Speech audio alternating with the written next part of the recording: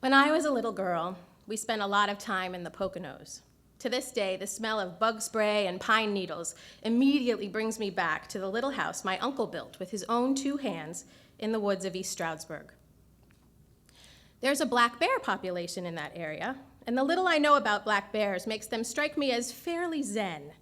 85% of their diet is vegetarian.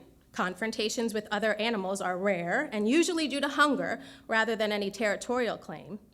They're quiet, gentle giants who mind their own business unless they're provoked, and even then, and I quote Wikipedia, black bears rarely attack when they're confronted by humans, and they usually limit themselves to making mock charges, emitting blowing noises, and swatting at the ground with their forepaws.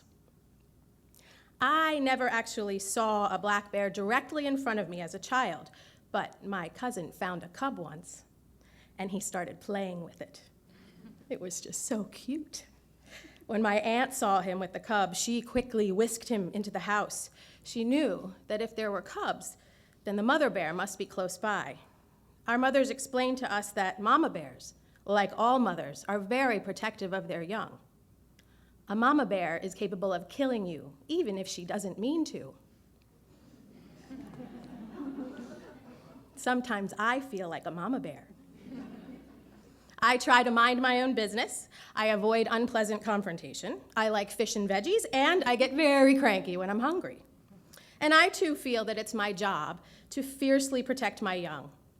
Like the mama bear, I coast through life pretty peacefully, but every now and then something gets on my last nerve and I yell and I stomp my feet and then I typically emit a blowing noise.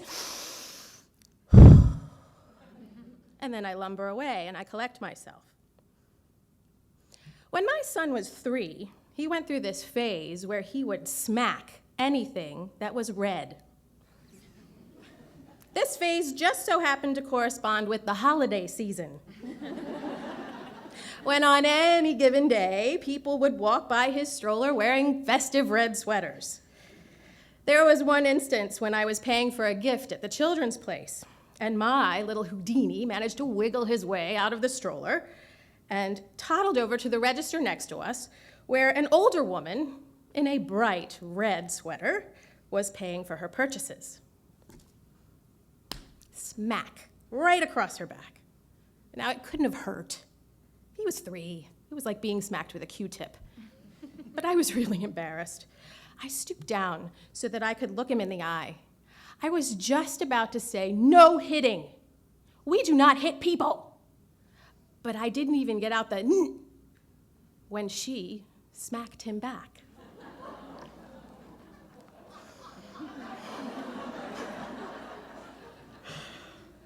I stood up in shock, silent for a moment, and then the words came, although I didn't know what they would be until they were already out there. They might as well have been grunts and blowing noises. Do not put your hands on my child. He hit me first. Seriously, that's what she said. He's 3, ma'am. What's your excuse? I can't teach him not to hit people if the grown-ups hit him back. There was a moment of intense silence. The people working the registers were frozen. The woman and I stared at each other, eye to eye, wondering who would growl and who would retreat first. Well, if he were my child, I'd give him a good spanking. Well, he's not your child, he's my child, and you are not to put your hands on my child. Grunt, grunt, stomp, stomp. I was shaking. She grumbled some more, and then she left the store.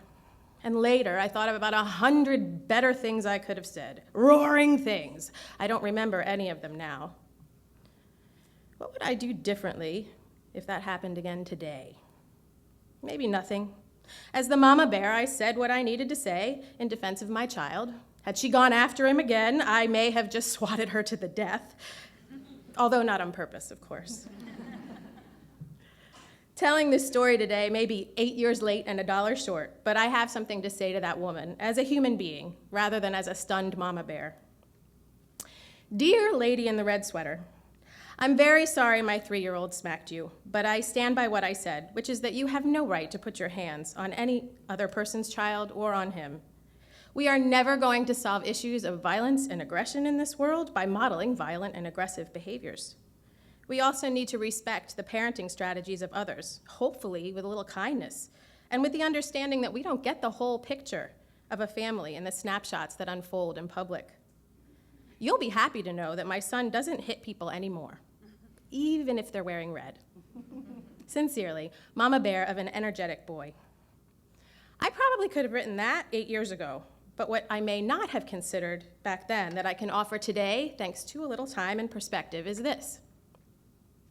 Dear Mama of an energetic boy, please forgive the lady in the red sweater.